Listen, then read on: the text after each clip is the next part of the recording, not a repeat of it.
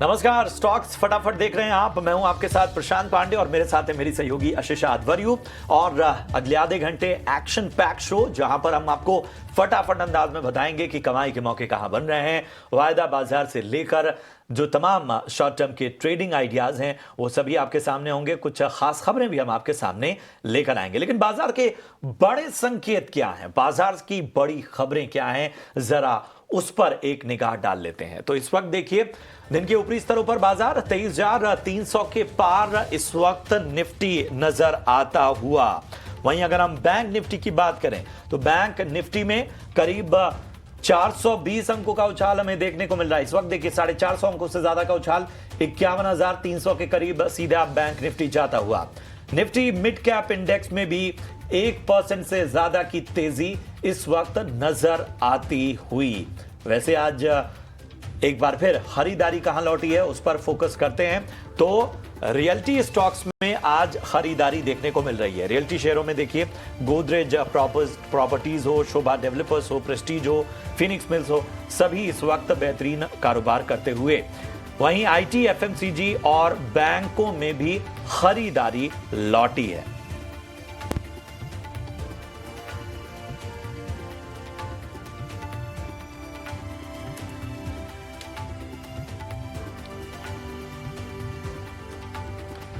तो जी हाँ, ये बाजार की बड़ी बात है। लेकिन बाजार को थोड़ा और विस्तार देते हैं, थोड़ा समझते हैं कि आखिर बाजार क्या क्या रहा है। तो आप देखिए, निफ्टी 23,300, यानी बाजार से इस वक्त मजबूत संकेत सामने आ रहे हैं।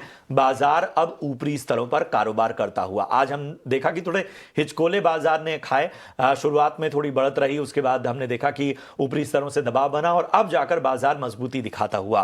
बैंक निफ्टी ज्यादा मजबूत, लगभग 450 अंकों की यहां पर तेजी हमें देखने को मिल रही है। 51,300 की ओर धीरे धीरे बढ़ता हुआ। आज की इस तेजी को अगर हम निफ्टी के टॉप गेनर्स में लीड करता हुआ देखें तो आप देखिए, टाटा कंज्यूमर 7.5% चढ़कर निफ्टी का टॉप गेनर। टाइटन में भी आज 3.5% की तेजी देखने को मिल रही है। इंडसइंड बैंक में 3% से ज्यादा की मजबूती है। जोमैटो, टेक महिंद्रा और ट्रेंड जैसे स्टॉक्स 2 से 3% मजबूत होते हुए। दबाव कहां है? भारत इलेक्ट्रॉनिक्स लिमिटेड जो पिछले हफ्ते काफी चला था, आज यहां पर मुनाफा वसूली देखने को मिल रही है। 3.5% गिरकर इस वक्त निफ्टी का टॉप लूजर। वहीं अल्ट्राटेक सीमेंट में लगभग 1.5% की गिरावट हमें देखने को मिल रही है। बात करें एफएमसीजी के दिग्गज प्लेयर नेस्ले की, तो यहां पर भी 1.25% की गिरावट है। हिंडाल्को, डॉक्टर रेड्डीज, एचसीएल टेक में आधे से 1.5% तक की गिरावट हमें देखने को मिल रही है। जरा मार्केट ब्रेथ लेकर आइए, जो धीरे धीरे और ज्यादा बेहतर होता हुआ, जो बताता है कि स्टॉक स्पेसिफिक एक्शन सेक्टर में जो है वो दमदार मजबूती देखने को मिल रही है। 1920 शेयर इस वक्त ऐसे हैं जो कि हरे निशान में कारोबार कर रहे हैं और मात्र 723 शेयर ऐसे हैं जो कि लाल निशान में इस वक्त कारोबार करते हुए। खबरें अगर हम देखें आज के दिन की, तो बहुत सारी अहम खबरें नहीं हैं। आप देखिए, जैसा हमने बताया कि गोल्डमैन सैक्स ने टाटा कंज्यूमर में जो अपग्रेड दिया, उसकी वजह से आज वो निफ्टी का टॉप गेनर है। रियल्टी स्टॉक्स में कल अच्छा खासा दबाव देखने को मिला था और आज देखिए रियल एस्टेट सेक्टर जो इस पूरे सेक्टर में लीड करता हुआ। और यहां पर Godrej properties, Prestige, Phoenix mills, ये सभी तेज होते हुए। पीएसयू बैंकों में भी आज जो है प्रेशर नजर आ रहा है और वहां पर हम देख रहे हैं कि चुनिंदा बैंक हैं जहां पर प्रेशर नजर आ रहा है। निगाहें इस सब के बीच में रेसिप्रोकल टैरिफ के ऐलान पर होगी, जिसको हम फैक्टर इन इस पर मार्केट रिएक्ट करता हुआ कल देखते रहेंगे। लेकिन चलिए, हमारे साथ निर्मल बंक के अमित भुगतानी जुड़ चुके हैं। अमित जी, गुड आफ्टरनून, स्वागत है आपका। बाजार में मजबूती लौटी है, यहां से कैसे देख रहे हैं इंडेक्स स्तरों पर चाल? जाहिर सी बात है, हम कल एक सहमा सहमा बाजार देख रहे थे टैरिफ ऐलानों से पहले, लेकिन आज इस वक्त कम से कम बाजार मजबूत संकेत देता हुआ। Good afternoon. ओवरऑल हम देखें यहाँ से तो कल के सेशन में और आज के सेशन में हमने देखा तो जो कल के सेशन में गिरावट आती हुई मार्केट में देखने मिली थी और आज मॉर्निंग के सेशन में भी हमने देखा कि अपसाइड से लेवल से थोड़ी बहुत गिरावट बनती हुई देखने मिली। बट वो हमने गिरावट देखी तो कम्प्लीटली इंडेक्स स्पेसिफिक फ्रंट पे देखने मिली। But overall market wide position हम देखें यहाँ से तो बाइंग स्ट्रेंथ बनी हुई है। जो पैटर्न अभी करंटली बनी है मार्केट की और जो हिसाब से स्टॉक्स के पैटर्न बनते हुए देखने मिल रहे हैं, वो हिसाब से लग रहा है इतने ज्यादा हमें कॉशियस या नर्वसनेस देखने नहीं मिलेगी। जो हिसाब से डाउन साइड में हम देखें तो 22,800 से 22,500 का अच्छा खासा सपोर्टिव रेंज यहाँ से निफ्टी का बना हुआ है। डाउन साइड में जो भी फिबोनाची इसके यहाँ से सपोर्ट बनते हुए देखने मिल रहे 22,800 से 22,500 के रेंज में। सो कल के सेशन में अगर निफ्टी गैप डाउन भी हो रही है रेसिप्रोकल टैरिफ के बाद और जो भी ग्लोबल सिनारियोज का इम्पैक्ट आते हुए देखने मिलेगा, मुझे लग रहा है वो मिनिमल टाइम के लिए रहेगा और उसके बाद हमें वापस एक बाइंग देखने मिल सकती है। सो करंटली मेजर नर्वसनेस हमें मार्केट में देखने नहीं मिल सकती है। अपसाइड में जो हिसाब से हम देखें यहाँ से, तो इंट्राडे फ्रंट पर मुझे लग रहा है निफ्टी में एक बाइंग हमें देखने मिल सकती है अपसाइड में 23,370 के लेवल तक। तो ये नजरिया इंडेक्स लेवल पर, लेकिन अमित आपके स्टॉक स्पेसिफिक आइडियाज कौन से होंगे? 2 दिनों की गिरावट के बाद आज बाजार में फिर से एक बार तेजी लौटी है, काफी अनसर्टेनिटी है, लेकिन ऐसे में स्टॉक स्पेसिफिक आइडियाज कौन से होंगे आज? डेफिनेटली आज का जो पहला रिकमेंडेशन रहेगा वो है पेटीएम। पेटीएम में हम देखें यहाँ से तो पिछले 5-6 दिन के अंदर अच्छी खासी बाइंग बनी हुई है। 200 डीएमए का एक यहाँ से सपोर्ट लेके काउंटर में एक बाइंग का यहाँ से ब्रेकआउट आते हुए देखने मिल रहा है। वॉल्यूम भी हम देखें तो डिसेंट फ्रंट पे वॉल्यूम एडिशन देखने मिल रहा है। सो करंटली मुझे लग रहा है स्ट्रेंथ है काउंटर में। आज के सेशन में भी हमने देखा था फर्स्ट हाफ में यहाँ से वॉल्यूम के साथ एक बाइंग बनती हुई देखने मिल रही है। सो लॉन्ग की पोजीशन क्रिएट करने की सलाह रहेगी पेटीएम में। अपसाइड में 834 का टारगेट रहेगा, डाउन साइड में 800 का स्टॉप लॉस रहेगा। जो सेकंड काउंटर है वो बलरामपुर चीनी। ओवरऑल हम देखिए यहाँ से तो बहुत सारे काउंटर्स यहाँ से अच्छे लग रहे हैं आज के दिन में, बट मैं कहूंगा आज और एक दिन के लिए वेट करूंगा, इसलिए थोड़ा बहुत यहाँ से डिफेंसिव स्पेस में मैं जा रहा हूँ।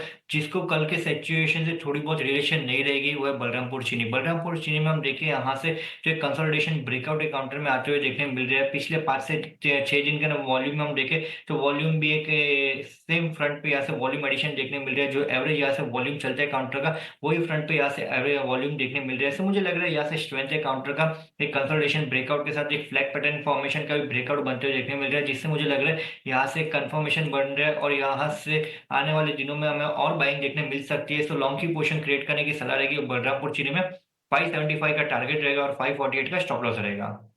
तो शुगर सेक्टर से बलरामपुर चीनी पर खरीदारी की राय, 575 तक के लेवल्स यहां पर नजर आ सकते हैं। 548 का स्टॉप लॉस बनाने की सलाह। और इसके अलावा पेटीएम इस स्टॉक पर भी अमित जी ने खरीदारी की राय दी है। 800 का स्टॉप लॉस, 834 तक के लेवल्स यहां पर नजर आ सकते हैं। तो ये दो खरीदारी वाले कॉल्स, पेटीएम और बलरामपुर चीनी। लेकिन इसके अलावा रियल एस्टेट सेक्टर पर नजर डालते हैं। यहां पर अच्छा खासा रिबाउंड आज के सत्र में दिखा है। कल सबसे बड़ा सेक्टोरल लूजर था, आज सबसे बड़ा सेक्टोरल गेनर है रियल एस्टेट इंडेक्स। अमित, आपसे पूछना चाहूंगी, गोदरेज प्रॉपर्टीज और लोढ़ा दोनों ही टॉप गेनर्स है इसी सेक्टर से। 4.5 से 5% तक की तेजी दिखी है। रियल एस्टेट सेक्टर की ये रैली, क्या ये सस्टेनेबल होगी? कोई स्टॉक स्पेसिफिक आइडियाज इस सेक्टर से? और हम देखिए यहाँ से तो निफ्टी रियलिटी इंडेक्स की बात करें हम यहाँ से तो निफ्टी रियलिटी यहाँ से अभी करंटली 850 के आसपास चलते हुए देखने मिल रहा है और अपसाइड में जो ब्रेकआउट इंडेक्स का बनते हुए देखने मिल रहा है वो 862 के लेवल पे। जैसे ही 862 का क्लियरेंस आता है उसके बाद मैं कहूंगा यहाँ से ओवरऑल रियलिटी स्पेस में एक बाइंग बनते हुए देखने मिल सकती है। 862 के लेवल पे हम देखिए यहाँ से इंडेक्स का तो यहाँ से डाउनवर्ड ट्रेंड लाइन का भी ब्रेकआउट आ रहा है, तो वहां से एक फ्रेश बाइंग की अपॉर्चुनिटी भी हमें देखने मिल सकती है। सो मैं कहूंगा यहाँ से रियलिटी स्पेस में अगर लॉन्ग की पोजीशन क्रिएट करनी है तो थोड़ा बहुत वेट कीजिए।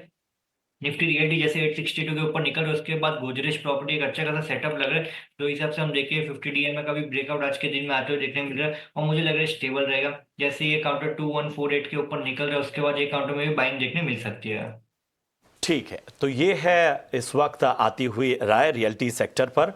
चलिए, इन सब के बीच में खासतौर पे अमित जी, पावर सेक्टर पर भी फोकस करना होगा, क्योंकि अब हम जान रहे हैं कि जिस तरह से आईएमडी ने हीट वेव को लेकर तमाम अनुमान जताए हैं और कहा है कि अप्रैल महीना, मई का महीना ये सामान्य से ज्यादा गर्म रहने वाला है इस साल। हम जाहिर सी बात है ऐसे क्षेत्र में पूरे जो पावर सेक्टर है उसको रडार पे लाना आवश्यक हो जाता है। आने वाले दिनों में आप पावर सेक्टर में अगर मौके देख रहे हो तो कहां देखेंगे? और अगर हम देखें तो यहाँ से एवरी ईयर हम देख रहे हैं तो गर्मी तो बढ़ती जा रही है। जो हिसाब से हम देखें यहाँ से तो अभी करंटली सिचुएशन ऐसा बन गया है कि अभी तक यहाँ से मार्च का महीना खत्म ही हुआ है और कंप्लीटली जो हिसाब से एटमॉस्फेयर ओवरऑल होते हुए देखने मिले, कंप्लीटली गर्म होते हुए देखने मिले। सो जो हिसाब से यूटिलिटी है वो यहाँ से बढ़ती बढ़ती हुई देखने मिलेगी। जैसे एसी के रिलेटेड वोल्टास हो सब में यहाँ से सेल्स भी बढ़ते हुए देखने मिलेगी। बट पावर रिलेटेड हम देखें यहाँ से तो दो काउंटर अच्छे लग रहे हैं मुझे।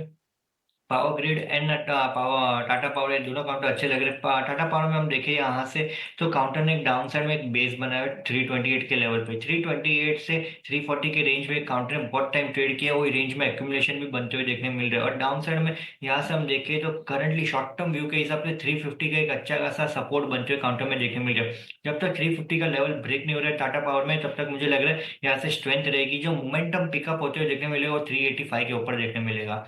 जैसे 385 का लेवल का क्लियरंस आता है, जहां पे हम देखें तो 100 डीएमए का भी रेजिस्टेंस बनते हुए देखने मिल रहा है। 385 के क्लियरेंस के बाद ही मुझे लग रहा है काउंटर में एक मोमेंटम पिकअप होगा जो डायरेक्टली 410 420 के रेंज तक जा सकता है। ठीक है, तो ये नज़रिया टाटा पावर और इसके अलावा अदानी पावर, तो कई सारे पावर स्टॉक्स पर हमने चर्चा की। लेकिन इसके अलावा याद रखिए वैल्यू रिटेल स्टॉक्स में आज अच्छी खासी तेज़ी देखने को मिली है। वी मार्ट रिटेल की बात करें तो 10% की तेज़ी, विशाल मेगा मार्ट, V2 रिटेल, तो कई सारे रिटेल रिलेटेड स्टॉक्स में आज काफ़ी एक्शन दिखा है। वी मार्ट रिटेल, इस स्टॉक पर आपकी क्या राय होगी? वीमार्ट रिटेल और वीएमएम देखे हम, विशाल मेगा मार्ट, तो दोनों काउंटर में से अगर कोई सिलेक्ट करना रहेगा मैं कहूँगा वीएमएम करना चाहिए, विशाल मेगा मार्ट। क्योंकि विशाल वीमार्ट हम देखे यहाँ से तो ऑलरेडी हम देख रहे हो 11% की रैली आ गई है। यहाँ से रिस्क रिवॉर्ड भी फेवरेबल जोन में बनते हुए देखने नहीं मिल रहे हैं। और काउंटर करंटली हम देखे तो यहाँ से रेजिस्टेंस के आसपास अप्रोच करते हुए देखने मिल रहे हैं। 3380 के एक रेजिस्टेंस बनते हुए देखने मिल रहे हैं और डाउन साइड में काउंटर का सपोर्ट डायरेक्टली 3100 के आसपास आ रहा है। सो यहाँ से रिस्क रिवॉर्ड फेवरेबल जोन में नहीं है। डेफिनेटली अगर डिप मिलता है काउंटर में यहाँ से डाउन साइड में 3140 3170 के आसपास तो लॉन्ग की पोजीशन क्रिएट कर सकते हैं। वरना उसके सामने हम देखें तो वीएमएम अच्छा लग रहा है, विशाल मेगा मार्ट यहाँ से जो सबसे पोजीशन बनती हुई देखने मिल रही है। डाउन साइड में काउंटर ने एक अच्छा खासा बेस बनाया 99 से 102 के रेंज में। अप साइड में एक काउंटर जो सबसे पैटर्न बनते हुए देखने मिल रही है, यहाँ से एक राउंडिंग पैटर्न बनते हुए देखने मिल रही है, जिससे लग रहा है आने वाले दिनों में अगर ये काउंटर ये सेक्टर में बाइंग इसलिए हम रहती है। स्टॉक पे चर्चा नहीं कर सकते। लेकिन चलिए अमित जी, मैं जरा पीएसयू बैंकों पर आपसे राय जानना चाहूंगा और खास तौर पे एसबीआई और पीएनबी, इन दोनों पर आपसे राय जानना चाहूंगा। क्योंकि बहुत सारे मैं देख रहा हूं कि जो रिटेल इन्वेस्टर्स हैं वो ऊपरी स्तरों पर फंसे हुए हैं। तो पीएनबी और एसबीआई में अगर रणनीति सुझानी हो तो क्या होगी? Overall Nifty PSU bank index के बारे में ही हम बात करें तो यहाँ से सेटअप मैं कहूँगा थोड़ा बहुत और कंसोलिडेशन फेज में चलते हुए देखने मिल सकते हैं। अपसाइड में जो हिसाब से देखने मिल रहा है 6370 का एक ब्रेकआउट लेवल बन रहा है और डाउन साइड में 6130 का एक सपोर्ट बनते हुए देखने मिल रहा है। जब तक ये रेंज का क्लियरेंस नहीं आता है तब तक मुझे लग रहा है यहाँ से पीएसयू बैंक इंडेक्स यही रेंज में ट्रेड करते हुए देखने मिल सकते हैं। बट ओवरऑल जो हिसाब से सेटअप बना हुआ है, सेटअप यहाँ से नेगेटिव नहीं लग रहा है। थोड़ी बहुत भी बाइंग मार्केट में अप्रोच हो रही है, थोड़ी बहुत भी यहाँ से प्राइवेट बैंक से और सपोर्ट बैंक निफ्टी को आते हुए देखने मिलेगा। तो सेकंड लेग जो बाइंग देखने मिलेगी वो कंप्लीटली हम देखेंगे तो पीएसयू बैंक से देखने मिलेगी। बट थोड़ा बहुत टाइम लग सकता है, मुझे लग रहा है नेक्स्ट 2 से 3 हफ्ता और वेट हो सकते हैं, ये काउंटर कंप्लीटली रेंज बाउंड चल सकते हैं। बैंकों की अगर हम बात करें तो 2 से 3 हफ्ते थोड़ा सा इंतजार करिए। जो नेक्स्ट लेग ऑफ बाइंग है वो कहीं ना कहीं बेहतर मौके बना सकती है। आज निफ्टी 23,270 के आसपास कारोबार करता हुआ 2 दिनों की गिरावट के बाद अच्छी खासी तेजी फिर एक बार भारतीय बाजारों में लौटी है। लेकिन ऐसे में वायदा बाजार से कुछ स्टॉक स्पेसिफिक आइडियाज लेकर आते हैं हमारे अगले सेगमेंट में मुनाफे का ऑप्शन।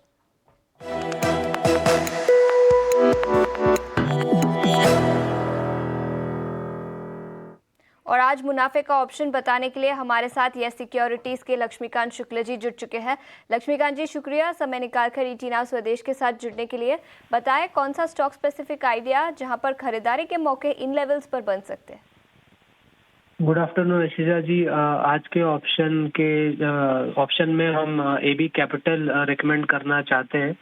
यहाँ पर हमें डेली के चार्ट पे एक पोलैंड फ्लैग का ब्रेकआउट आता हुआ दिखाई दे रहा है और काफ़ी दिनों से ये स्टॉक अपने जो अपर बैंड है उसके बाद ही कंसोलिडेट कर रहा था और आज हमें एक ब्रेक थ्रू मिलता हुआ दिखाई दे रहा है।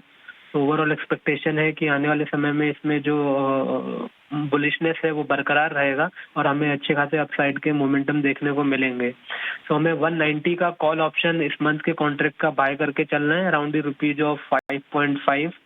और अगर जो हमारे जो टारगेट निकल कर आ रहे हैं वो निकल कर आ रहे हैं 9.5 के और हमें स्टॉप लॉस मेंटेन रखना है 3.5 का।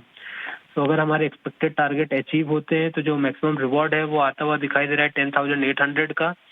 और जो मिनिमम रिस्क है, हमें इसमें जो मैक्सिमम रिस्क लेना है एबी कैपिटल के 190 के कॉल ऑप्शन को बाय करते दौरान, तो वो आ रहा है हमारा 5,400 का। आदित्य बिरला कैपिटल के 190 के कॉल खरीदने की सलाह, जहां पर अधिकतम नुकसान 5,400 और अधिकतम फायदा 10,800 तक का हो सकता है। शुक्रिया समय निकालकर हमारे साथ जुड़ने के लिए। इसी के साथ सेबी का रिस्क डिस्क्लोजर, 90% लोगों को फ्यूचर्स एंड ऑप्शंस में नुकसान होता है, तो अपने फाइनेंशियल एडवाइजर को कंसल्ट करके फिर ही एफएनओ में ट्रेडिंग करें।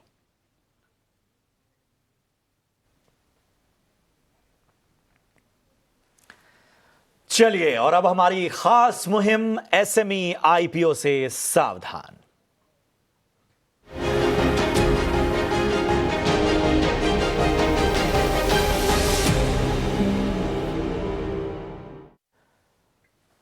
एसएमई से सावधान, इस खास सेगमेंट में हम निवेशकों को कमजोर एसएमई आईपीओ से सतर्क करते हैं। पिछले दिनों हमने आपको एसएमई आईपीओ डिवाइन हीरा और एटीसी एनर्जीज में निवेश से आगाह किया था।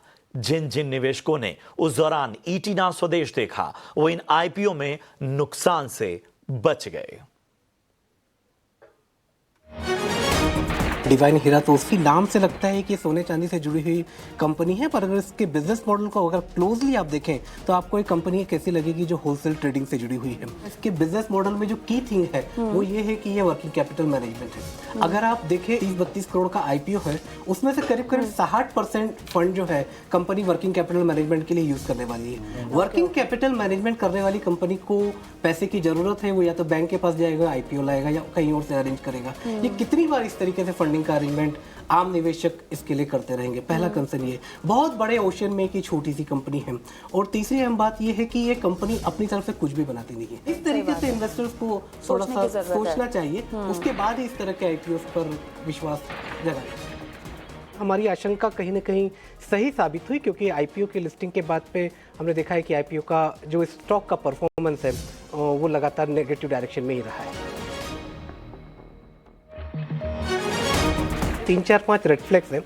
इसमें कॉन्फ्लिक्ट ऑफ मैनेजमेंट इंटरेस्ट भी सामने आता है। ये कंपनी अपने आप को बताती है कि B2B बिजनेस मॉडल में, पर इसका एक जो टॉप 2 कस्टमर्स हैं वो इसकी प्रमोटर ग्रुप एंटिटीज ही हैं। तो हो क्या रहा है कि प्रमोटर ग्रुप एंटिटीज इस कंपनी से मैन्युफैक्चरिंग करवा रहे हैं और फिर बाहर ट्रेड कर रहे हैं। मतलब ट्रेडिंग मार्जिन जो एक बड़ा मार्जिन होता है इस बिजनेस में, वो इस कंपनी को नहीं आ रहा है। इस कंपनी को कहीं ना कहीं असेंबलिंग से रिलेटेड मार्जिन मिल रहा है। इसके बाद दूसरा अगर आप देखें तो ये एक ऑर्डर बुक पर डिपेंडेंट कंपनी होती है। आपको ऑर्डर बुक मिलता है, उस ऑर्डर बुक के लिए आपको जो है रिलेटेड मटेरियल जो है वो बहुत पहले से लेकर रखना पड़ता है। तो मटेरियल जो आप इंपोर्ट कर रहे हैं तो ऑब्वियसली उसमें आपको बहुत बड़ी इन्वेंट्री बिल्डअप करके रखना पड़ेगी। तो पहला कंसर्न जो है मैनेजमेंट से रिलेटेड कंसर्न है, जहां पर मैनेजमेंट इससे प्रोक्योर करके ट्रेडिंग रेवेन्यू कमा रहा है। दूसरा जो कंसर्न है वो ये है कि इसमें आपको हाई वर्किंग कैपिटल मैनेज करना पड़ेगा, क्योंकि ये जो इन्वेंट्री आप बिल्डअप करके रखेंगे और ऑर्डर जो होते हैं वो साइक्लिकल होते हैं। तो जिस समय ऑर्डर आएंगे बनेंगे उस हिसाब से आपको अपने पास जो है इन्वेंट्री रॉ मटेरियल का रखना पड़ेगा। तीसरा जो कंसर्न इसमें समझ में आता है कि ये कंपनी जो है वो बहुत छोटे सेगमेंट में और बहुत छोटे जो प्रोडक्ट्स होते हैं लिथियम आयन बैटरी के, वहाँ पर है, और वो भी असेंबलिंग वाले कारोबार में ही है। इसके अलावा अगर आप देखें तो ये इस कंपनी का जो ये आईपीओ रेस कर रहा है, और ये मेरा सबसे बड़ा कंसर्न होता है एसएमई आईपीओस में, यहाँ पर भी करीब करीब 18% फंड जो रेस किया जा रहा है वो वर्किंग कैपिटल मैनेजमेंट के लिए किया जा रहा है। तो एसएमई आईपीओ को लेकर हम आपको लगातार सावधान कर रहे हैं, और इसी कड़ी में आज हम आपके लिए कई और एसएमई आईपीओ पर जानकारी लाएं। शरद दुबे मेरे सहयोगी जुड़ चुके हैं। शरद, जो हमारा दायित्व है, जो हमारी जिम्मेदारी है, वो हम पूरा करेंगे। बताइए, आज आप कहां पर सावधान करना चाह रहे हैं? जी बिल्कुल, एसएमई स्पेस में जो है हमने पहले ही बता दिया था, एटीसी एनर्जीज में भी इशू आ रहे थे, और आज जो है देखा जाए तो इनका जो ओपनिंग हुआ है वो नेगेटिव में हुआ है लिस्टिंग पे। ऑफ कोर्स अभी 3 और एग्जिस्टिंग आईपीओस चल रहे हैं, उनके बारे में हम आपको बताने वाले हैं, और एक वर्ड ऑफ कॉशन भी है और कुछ रिस्क्स भी हैं एसोसिएटेड इन एसएमई कंपनीज के साथ। अब हमने जो पूरी इन्वेस्टिगेशन की है, यहाँ पे कुछ कंपनीज ने जवाब भी दिया है, कुछ कंपनीज ने जवाब नहीं दिया है, but most of the times जो इनके जवाब आते हैं मर्चेंट बैंकर से या कंपनी से, वो सेटिस्फैक्ट्री नहीं रहते हैं। सबसे पहले इन्फोनेटिव सॉल्यूशंस के बारे में बात करूंगा, जिनका मर्चेंट बैंकर है शेयर इंडिया कैपिटल सर्विसेज। यहाँ पे की कंसर्न्स आते हैं कि इनके जो मेजर रेवेन्यू है वो सिर्फ एक कस्टमर से आता है। आईपी के जो इश्यूज़ की बात करें वो भी अभी पूरी तरह कंप्लीट नहीं हुई है। और इंटरेस्टिंगली आरएचपी में मर्चेंट बैंकर्स ने जो है कोई लिस्टेड पीयर्स डाला ही नहीं, पर हमारे एनालिस्ट के हिसाब से लगता है कि 2-3 कंपनीज ऑलरेडी हैं इस स्पेस पे, और पीयर एनालिसिस बहुत ज़रूरी होती है। कुछ डिस्क्लोजर्स जो ग्लोबल ऑफिसर्स के साथ है वो पूरी तरह डिस्क्लोजर्स नहीं देखने मिली है इन ट्रांजैक्शन पे, और सारी ग्रुप कंपनीज़ की बात करें तो लॉसेज में है। ओवरऑल देखा जाए तो इनके जो फाइनेंशियल्स आए हैं H1 FY25 के फाइनेंशियल एक जगह रखिए, बाकी 3 साल के रखिए, तो सडनली आप देखेंगे फाइनेंशियल्स बहुत अच्छी तरह इम्प्रूव कर गई है। इसका रीज़न क्या है? ऐसा कोई जो है रैशनल कंपनी ने अपने RHP में नहीं दिया है, तो इसलिए बहुत सारे सवाल उठते हैं इस कंपनी के IPO को लेके। रेटार्गियो की बात करें तो यहाँ पे जो है इनके बुक रनर जो हैं वो हैं Gretex corporate services. Unfavourable industry conditions है इनका। मार्जिन भी देखें तो सडनली 3 to 5 टाइम्स बढ़ गए हैं PS से। एक टाइप से ट्रेडिंग की कंपनी है तो इतना मार्जिन कहाँ से उछाला है, तो ये एक सवाल उठता है। कुछ आउटस्टैंडिंग लीगल प्रोसीडिंग्स भी हैं कंपनी और प्रमोटर के अगेंस्ट, और कुछ लार्ज पार्टी ट्रांजैक्शंस भी हैं, तो इस पे ज़रूर सावधान रहिएगा। स्पिनरू कमर्शियल की बात करें तो इनके बुक रनिंग मैनेजर है फिंचर मैनेजमेंट सर्विसेज, और इन्होंने जो है जवाब भी दिया हमारे क्वेरीज़ का, और इन्होंने बताया कि जो EPS में गिरावट आई है वो इसलिए आई है क्योंकि एक बड़ा बोनस आ गया था 4:1। अब ये लिस्टिंग के पहले बोनस आया था, लेकिन ये भी एक कॉज ऑफ कंसर्न तो होता है कि इतना बड़ा बोनस लिस्टिंग के पहले क्यों दिया जा रहा है। लो इंडस्ट्री ग्रोथ रेट आ रहा है। डिस्पोजल प्लेट्स और पेपर कप्स अगर इंडस्ट्री की बात करें तो यहाँ पे सिंगल डिजिट पे ग्रो हो रही है, तो ऐसा कुछ खास नहीं है कि इंडस्ट्री बहुत तगड़ा ग्रो कर रहा है। हालांकि कंपनी ने कहा अपने रिप्लाई में ईमेल में कि इनकी जो ग्रोथ है अच्छी पिकअप की है company wise. High working capital भी है, याद रखिए, तो उसके कारण इन्वेंट्री ज़्यादा रहते हैं। और कैश फ्लोज अगर फाइनेंसिंग सेगमेंट की बात करें तो इतना ज़्यादा रीपेमेंट लोन का हो रहा है कि सिर्फ वो नेगेटिव पे ही चल रहा है। हालांकि कंपनी ने बयान किया है कि ऑपरेटिंग कैश फ्लो पॉजिटिव थे पिछले 3 साल के। तो ये 3 अहम कंपनीज़ हैं, इनके बारे में सारे डिटेल्स हमने बता दिए, सारे रिस्क क्या हैं वो बता दिए। कुछ कंपनीज़ ने रिप्लाई किया वो भी बता दिया, कुछ कंपनीज़ हैं जिन्होंने रिप्लाई नहीं किया वो भी हमने आपको स्पष्ट कर दिया। और ये हमारी पूरी मुहिम है ET Now स्वदेश में कि SME IPO में जहाँ पे रिसर्च कम होता है, जहाँ पे बैलेंस शीट ड्रेसिंग हो सकती है, जहाँ पे इश्यूज आ सकता है, वहाँ से हम जो है आपको पूरी सटीक रिसर्च दें ताकि आपका लॉस नहीं हो। तो यही हमारा पूरा मुहिम है ET Now स्वदेश में। शुक्रिया करेंगे शरद, और बहुत बहुत बधाई देनी होगी क्योंकि जिस तरह से आप मिलकर इस निवेशकों के पैसे बचा रहे हैं और उन्हें सावधान कर रहे हैं।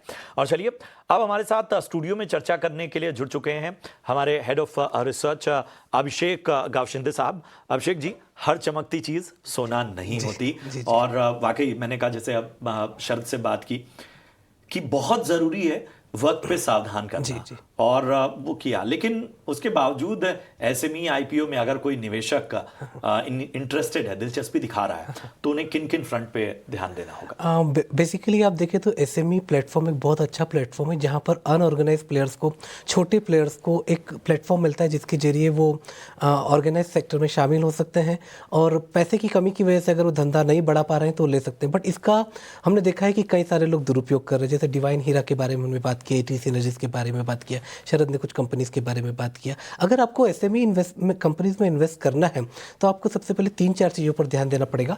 आपको ध्यान देना होगा कि ये कंपनी का जो बिजनेस है ये टेक्नोलॉजी डिपेंडेंट बिजनेस है या ये एक ट्रेडिंग का बिजनेस है। अगर किराने की दुकान वाला केवल आकर एक दुकान है और उसकी वर्किंग कैपिटल मैनेजमेंट के लिए अगर IPO से पैसा जुटा रहा है तो वो कोई बहुत बड़ी अच्छी रणनीति नहीं है। बट अगर कोई कंपनी जिसके पास कोई टेक्नोलॉजी है बट उस बिजनेस को विस्तार देने के लिए उसके पास पैसा नहीं है, तो उस विस्तार की योजना में पैसा लगाने के लिए अगर कोई SME प्लेटफॉर्म पर आ रहा है, कोई छोटा प्लेयर आ रहा है, तो उसकी तरफ बिल्कुल निवेशकों को जाना चाहिए। निवेशकों को देखना चाहिए कि वो कंपनी का जो प्रमोटर है उसकी पास्ट हिस्ट्री क्या है, उस प्रमोटर्स की बिजनेस में इंटीग्रिटी क्या है, उनके पास जो टेक्नोलॉजिकल नॉलेज है, और ऐसे एम्प्लॉयज़ या ऐसे लोग उनके साथ जुड़े हुए हैं जो कि उनको आने वाले समय में टेक्नोलॉजी पर मदद कर सके। केवल आपको ये देखना है कि उनके पास सब कुछ है, केवल पैसे की कमी जिसके कारण वो रुके हुए हैं। अगर ऐसी कोई कंपनी दिखती है तो उसमें आप इन्वेस्ट करेंगे तो कंपनी बड़ी हो सकती है। जैसे कहा जाता है ना कि जो आज पेड़ हैं वो कभी ना कभी बीज थे, तो ये जो बड़ी बड़ी कंपनीज आज हम लिस्टेड सेगमेंट में देख रहे हैं, मेन बोर्ड पर देख रहे हैं, ये भी कभी छोटी थी। बट इनमें और इन कंपनीज में ये डिफरेंस है कि इनका मैनेजमेंट की इंटीग्रिटी और जो efficient utilisation of the resources था वो इन कंपनी को यहाँ पर ले आया। अगर वो चीज़ें आपको इन छोटी कंपनीज में कोई सी शेयर्स में दिखती है तो उस पर बिल्कुल जाना चाहिए। दूसरी बात, ऐसी कंपनीज जो वर्किंग कैपिटल मैनेजमेंट के लिए फंड जुटाने के लिए IPO लेकर आ रही है, उनसे बिल्कुल बचना चाहिए, क्योंकि वर्किंग कैपिटल मैनेजमेंट जो होता है वो शॉर्ट टर्म फंडिंग होता है, वो आपको हर साल लगने वाला फंडिंग होता है। अगर उसके लिए कोई पैसे जुटाकर अगर आईपीओ लाना चाह रहा है, केवल लिस्टिंग लाना चाहता है या फिर किसी तरीके से पैसे का रोलिंग बनाना चाहता है, तो उस तरह के जो कंपनीज हैं, उस तरह के जो स्टॉक्स हैं, उस तरह के जो आईपीओज हैं, उनसे आपको हर समय बचना चाहिए। आने वाले दिनों में हम और भी इस पर एनालिसिस करेंगे और इस तरह की जो भी कंपनी होंगी जिनका विस्तार योजना है या सिर्फ पैसा लेकर सिर्फ लिस्टिंग गेन लेना है, वो हम आपके सामने शेयर करते रहेंगे। बिल्कुल, तो ये कुछ फैक्टर्स हैं जिन पर एसएमई आईपीओ में इन्वेस्ट करने से पहले आपको ध्यान रखना चाहिए। लेकिन इसके अलावा इस साल अब तक करीब 55 एसएमई आईपीओज आए हैं, किस तरह का परफॉर्मेंस रहा है उनका? जी, एक सवाल अक्सर इन्वेस्टर्स का होता है कि हम जो है इस इन्वेस्टमेंट को लिस्टिंग गेन के लिए कर लें या लॉन्ग टर्म के लिए गेन के लिए करें। तो हमारा जो एनालिसिस कह रहा है कि जो एसएमई ग्रुप में जो हमने एक टाइम ड्यूरेशन में जो स्टॉक्स देखे, उसमें 70% स्टॉक्स ऐसे रहे जिनमें लिस्टिंग गेन नहीं मिला। तो आपको पहले दिन ही अगर कोई बहुत बड़ा आपको इन्वेस्टमेंट गेन नहीं मिल रहा है और उसके बाद उसमें से एग्जिट लेने का मौका भी नहीं मिल रहा है, और उसमें अब जब हम आगे जाकर देखते हैं, पोस्टमार्टम करते हैं, तो वो ये है कि उनकी फंडामेंटल वैल्यू ही नहीं है। तो ऐसे इन्वेस्टमेंट से बिल्कुल बनना चाहिए। ये लिस्टिंग गेन का जो लालच है उससे हमें दूर रहना चाहिए। बिल्कुल, तो ये तमाम बातें हैं जिसका आपको विशेष रूप से ध्यान रखना चाहिए और ईटी नाउ स्वदेश पर हम बराबर आपको जागरूक करते रहेंगे। शुक्रिया करेंगे अभिषेक जी, शरद आपका भी धन्यवाद, और लगातार ये मुहिम हम आगे भी चलाते रहेंगे। फिलहाल शो को समाप्त करने का वक्त हो चुका है। ब्रेक के